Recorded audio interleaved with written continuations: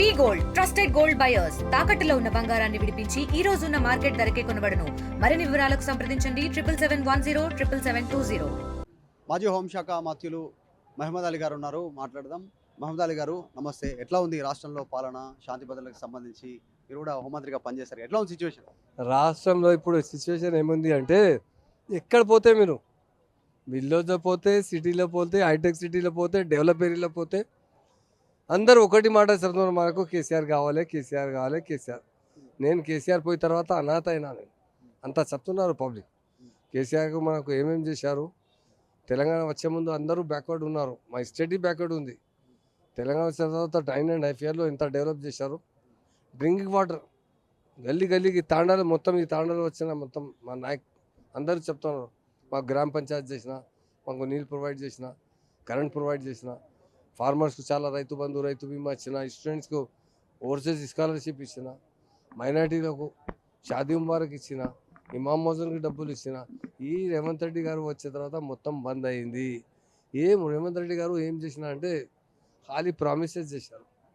ఢిల్లీలో పోయి అంటే పెద్ద పెద్ద మాట్లాడిన, ఢిల్లీ పోయింది, మహారాష్ట్ర పోయిన, రాజీవ్ గాంధీ తెలంగాణలో మొత్తం ఇంప్లిమెంట్ చేసిన, టెక్నాలజీ ఇంత డెవలప్ అయింది, 1 minute తెలంగాణ రిపోర్ట్ వస్తుంది. మొత్తం ఇక్కడ ప్రామిస్ చేసిన ఏ ప్రామిస్ ఫిల్ చేయలేదు. ఓన్లీ బస్సెస్ ఇచ్చిన, ఓబీ సగం. భార్య వెళ్తుంది, అది హస్బెండ్ బస్ స్టాండ్లో ఉన్నారు, సాయంత్రం అవుతుంది, పరిశాన్ ఉన్నారు. ఇది ఏం తెలంగాణ నష్టం అవుతుంది. 9.5 years డెవలప్ చేసిన, ఎప్పుడు 10 years బ్యాక్ అయింది తెలంగాణ. వితిన్ 1 year మొత్తం. నేను ఒక చిన్న మంచికి లేదు, పెద్ద మంచితో మాట్లాడితే అది మాట్లాడుతాను. బార్బేరియన్ మనకు కటింగ్ చేస్తానంటే చాలా, మనకు చాలా చిన్నప్పుడు మేనేజ్ చేస్తా. अरे क्या साहब पूरा ख़त्म हो गया साहब? नहीं क्या हुआ जी, बाल काटना है तुम्हारा क्या? नहीं साहब, महीने में कटाते थे, 2 महीने 3 महीने तक नहीं कटा रहे, रोज दाढ़ी कराते थे. कादो दाढ़ी क्या बनेगा साहब? नहीं साहब, आप नहीं आप ये सही बात है। कहीं को केसीआर है सो टाइम पे कटिंग महीने महीने करा लेते थे. 100%. कहीं को रेवंत रेड्डी आए तो 3 महीनों के एक बार पैसा खत्म हो गया ना, पैसे का सर्कुलेशन खत्म हो गया. सच्ची बता रहा हूँ मैं. कटिंग कराने के वास्ते इसका क्या मतलब है? कहाँ पैसे कहाँ है साहब? 100 रुपए. अरे बिजनेस चलता था, टिप टॉप होकर बाहर निकलते थे. अब दाढ़ी बढ़ जा रही, वही घर पे बैठ जा रहे.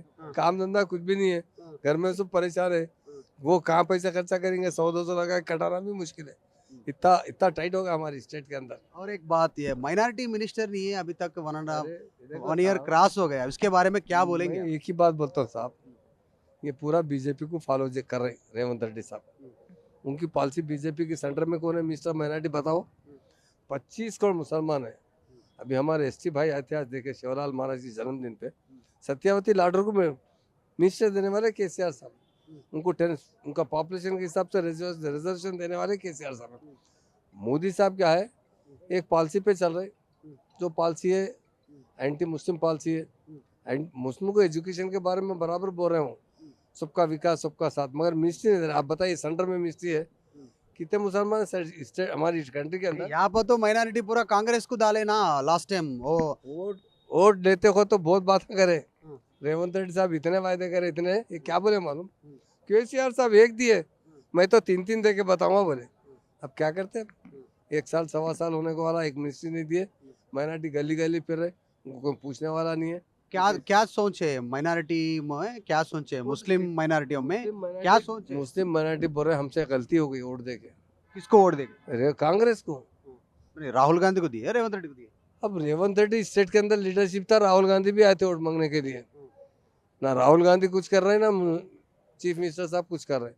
ये खाली प्रॉमिसेस है, फॉल्स प्रॉमिसेस करके लोगों से वोट ले लिए, उसके बाद में पावर में आ गए. डिमांड है सच्ची में मोहम्मद अली साहब, आप क्या बोलेंगे? सच्ची में डिमांड है माइनॉरिटी में, कैबिनेट में चांस नहीं दिए बोल के सच्ची में चर्चा चल रहा? क्या माइनॉरिटी बिल्कुल अकल नहीं है क्या? आदमी समझ रहा नहीं. 1.25 साल हो गया, एक माइनॉरिटी मिनिस्ट्री नहीं दी गया. हम तो 10 बार प्रेस में बोले, माइनॉरिटी गली गली फिर रहे, कहाँ जाएंगे उनकी तकलीफ लेके? कोई माइनॉरिटी मिनिस्टर ही नहीं है वहाँ पे. मिनिस्टर तो होना चाहिए. तो आप उन लोगों को किसको पूछना, माइनॉरिटी लोगों को किसके लिए पूछना? कैबिनेट के लिए रेवंत रेड्डी को पूछना, असदुद्दीन ओवैसी को पूछना? कहीं को बोलते असदुद्दीन ओवैसी कंट्रोल कर रहे हैं पूरा. अब वो तो देखिए, अब रेवंत रेड्डी साहब खुद असदुद्दीन की तारीफ में लगे हुए हैं. उनके अपने भी एमपीस है, उनके भी अपनी पार्टी है, ठीक है, एक लिमिट तक गए तो बहुत अच्छा रहता। मगर आवाम तो रेवंत रेड्डी से पूछना चाहिए, वोट रेवंत रेड्डी को कांग्रेस को डाले तो डेफिनेट मिनिस्ट्री भी पूछना चाहिए। उनके हाथ में कुछ भी नहीं है, बोल रहे सेंटर को मालूम। सेंटर खुद रेवंत रेड्डी साहब भी गए तो सेंटर वाले नो रिस्पॉन्स है।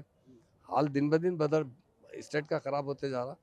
आज हर कोई परेशान है, हद से ज्यादा परेशान है। और एक बात चल रहा है कि हाथ में माइक है, असेंबली में अगर सीट मिले एमआईएम पार्टी वाले बहुत कुछ बोलेंगे, जो माइनॉरिटी कैबिनेट में नहीं है, ये बात कई को ओपनली नहीं पूछ रहे, वो बात कई को नहीं बोल रहे हैं। देखिए उन्होंने कांग्रेस से दोस्ती में काम चला रहे। खुद तो रेवंत रेड्डी साहब ऑफर करे अकबरुद्दीन साहब को, असेंबली में ऑफर करे, अकबर साहब आ जाओ, मैं मेरे कॉन्स्टिट्यूंसी से लड़ाता हूँ आपको, और उसके बाद आपको फाइनेंस मिनिस्टर बनाता हूँ, ये बातें कर रहे हैं। और मेरी पार्टी में आ जाओ, ये नहीं बोल रहे कि आपकी कमेटी से उठ दिया मैं, आपके को मिनिस्ट्री देना है, मैं देना चाहिए, नहीं दिया मैं अब तक। तो अकबर साहब की भी जिम्मेदारी है, पूछना चाहिए। असद साहब की भी जिम्मेदारी है, पूछना चाहिए। वो एक माइनॉरिटी की क़यादत करते हैं। अच्छा, असद भी रेवंत रेड्डी को पूछना चाहिए। डेफिनेट पूछना चाहिए, क्यों भाई, 1 साल से ज़्यादा, 1.25 साल हो गया, 15 महीने होने को आ रहे हैं, अभी तक माइनॉरिटी मिनिस्ट्री क्यों नहीं दिए? वही केसीआर साहब को देखो, केसीआर साहब को देखो, उनके साथ वोट दिलाने वाले केसीआर साहब है। परसों एक फ्लाईओवर ओपनिंग के टाइम पे रेवंत रेड्डी ने बोला कि मेरे को बचपन का दोस्त है असदुद्दीन ओवैसी। सच्ची में बचपन दोस्त है हम लोग? तो आप असद साहब से पूछिए, आप उनको बता देंगे बचपन पे कहाँ कहाँ मिले थे, कहाँ कहाँ खेले थे। असेंबली में अकबर साहब को बोले उन्होंने मेरा बचपन का दोस्त है, और ब्रिज ओपनिंग में असद साहब को बोल रहे हैं। तो वो ये सवाल अगर असद साहब से अकबर साहब से करे तो वो सही जवाब दे सकते थे, बचपन में मिले या नहीं मिले। मैं तो समझ रहा हूँ असेंबली में मिले होंगे दोनों, उससे पहले तो मिले भी नहीं होंगे। इतना अच्छा दोस्त है तो क्यों एक टारगेट के जैसा ऐसा स्टेटमेंट्स क्यों दिए? परसों इलेक्शन में आरएसएस अन्ना बोल के रेवंत रेड्डी को असदुद्दीन ओवैसी बोले, शेरवानी के नीचे पैजामा नहीं है, खाकी नेखर है असदुद्दीन ओवैसी का पैजामा के नीचे बोल के रेवंत रेड्डी ने बोला। इलेक्शन से पहले तो बहुत मुखालिफ थे दोनों, अब इलेक्शन पावर में आने के बाद ज़्यादा दोस्ती हो गई। ऐसा कैसा दोस्तानी हो गया? क्या समझ रहे आप? क्या सोचे आपके? देखिए हम ये समझते हैं कि उनकी जो पॉलिसी है उसके हिसाब से वो चल रहे हैं, मगर एक बात तो हम ज़रूर कहते हैं कि कांग्रेस के दौर में मुसलमान तरक्की नहीं करे। कांग्रेस हमारी स्टेट में 48 साल हुकूमत की, मैं 1-2 ही पॉइंट बताता हूँ, आप मीडिया के भाई हैं। 48 साल कांग्रेस हुकूमत करी और 17 साल तेलुगु देशम हुकूमत, दोनों मिला के 65 साल। क्या करें मुसलमानों के लिए, मैं पूछना चाहता हूँ। आप रेजिडेंशियल स्कूल भी नहीं रखे, 10 टोटल 10 रेजिडेंशियल स्कूल 65 साल में दिए, और उसमें 1100 बच्चे से ज़्यादा नहीं थे टोटल, हर जगह 100-125 बच्चे थे। आज केसीआर साहब देखिए 2 साल के अंदर 204 रेजिडेंशियल स्कूल दिए, 1,40,000 बच्चों को, जिसमें 58,000 लड़कियां पढ़ रही। अरे ये दिल से करने वाले केसीआर साहब है साहब। वोट बैंक के लिए केसीआर साहब कभी नहीं करे, तेलंगाना लाने के लिए पार्टी बनाए, तेलंगाना के लिए अपनी जान भी गई तो परवाह नहीं बोले। जब केसीआर साहब मरण पर बैठे 10 दिन हो गए, वो निम्स के अंदर परेशान थे सब लोग। जयशंकर साहब थे, केटी रामाराव साहब, हरीश राव साहब, पार्टी के कविता मैडम, खुद साहब के मिसेस डॉक्टर बोल रहे थे केसीआर को कभी भी कुछ भी हो सकता, ब्रेन हेमरेज हो सकता, किडनी फेल हो सकते, पैरालिसिस हो सकते, बरत तोड़ दो बोलो।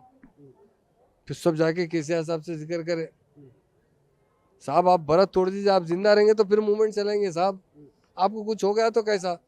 तो साहब बोले मैं मर गया तो मर गया, परवाह नहीं, मेरा तेलंगाना होना। सेकंड डे क्या वो ठीक है। अभी फाइनल अब आ जाए तो माइनॉरिटीज, स्पेशली मुस्लिम माइनॉरिटीज, अभी उन लोगों का सोच, उन लोगों का विचार क्या है ऐसे गवर्नमेंट के ऊपर? एक बात पे क्या कहेंगे मोहम्मद अली? देखिए इस वक्त आज के जो पोजीशन में है, माइनॉरिटीज रो रहे हैं, पछता ले रहे हैं। केसीआर साहब सीएम होना चाहिए था। केसीआर साहब क्या न करे, हमारे बच्चों की शादियों के लिए क्या न करे। 1-1 लाख रुपए हमारी बच्ची की शादी में दिए। मस्जिद के इमाम मौजून को 5-5 हज़ार रुपये देने वाले केसीआर साहब है। गरीब उम्र रसीदा लोगों को पेंशन देने वाले 2,000 रुपये केसीआर साहब है। आज नहीं, ये पूरा अभी रेवंत रेड्डी गवर्नमेंट में नहीं मिल रहा क्या? क्या मिल रहा है? उन्होंने वायदे बड़े बड़े करे ना, उन्होंने 5,000 वाले को 15,000 बोल दिए, 12,000 बोल दिए, और 2,500 रुपये लेडीज़ को पेंशन देता हूँ बोले। बहुत वायदे कर रहे हैं, 500 रुपये में गैस सिलेंडर देता हूँ बोले, वो लालच में वोट डाल दिए लोग। आज रो रहे हैं लोग कि हमसे बहुत बड़ी गलती हुई, हमको फिर केसीआर रहना चाहिए बोल रहे सारे मुसलमान भी। రైట్. ఈ Mohammed Ali home minister ex తెలంగాణకు సంబంధించినటువంటి సిచ్యువేషన్లో గతంలో ఒక ఫన్నీ కామెంట్ ఆయన దగ్గరకు వచ్చినటువంటి కటింగ్ చేయడానికి వచ్చినటువంటి వ్యక్తి అయినటువంటి వ్యాఖ్యను మెన్షన్ చేస్తూ ఉన్నారు. ప్రతి సంవత్సరం నెల 15 రోజులకు కటింగ్ చేసుకునేది, అంత నీట్ టిప్ టాప్ ఉండేది, బిజినెస్ నడిచేది, బయటికి వెళ్ళేది. రేవంత్ రెడ్డి సర్కార్ వచ్చిన తర్వాత కటింగ్ చేయించుకోవడానికి కూడా డబ్బులు లేవు, ఆ పరిస్థితి ఉంది క్షేత్రస్థాయిలో. అయినా అసదుద్దీన్ ఓవైసీ, రేవంత్ రెడ్డి ఎక్కడ బచ్పన్ దోస్తులు, ఎక్కడెక్కడ కలిసి తిరిగారు, ఎక్కడెక్కడ కలిసి ఉన్నారు అనేటువంటిది వాళ్ళిద్దరే చెప్పాలనేటువంటి స్టేట్మెంట్ చేస్తా ఉన్నారు. వీడియో జర్నలిస్ట్ జాఫర్తో మధు మల్కేడికర్, హైదరాబాద్. మరిన్ని వీడియోస్ కోసం ఛానల్ ని సబ్స్క్రైబ్ చేయండి. లేటెస్ట్ అప్డేట్స్ కోసం వాట్సాప్ ఛానల్ ని ఫాలో అవ్వండి. ఆ లింక్ డిస్క్రిప్షన్ లో ఉంది.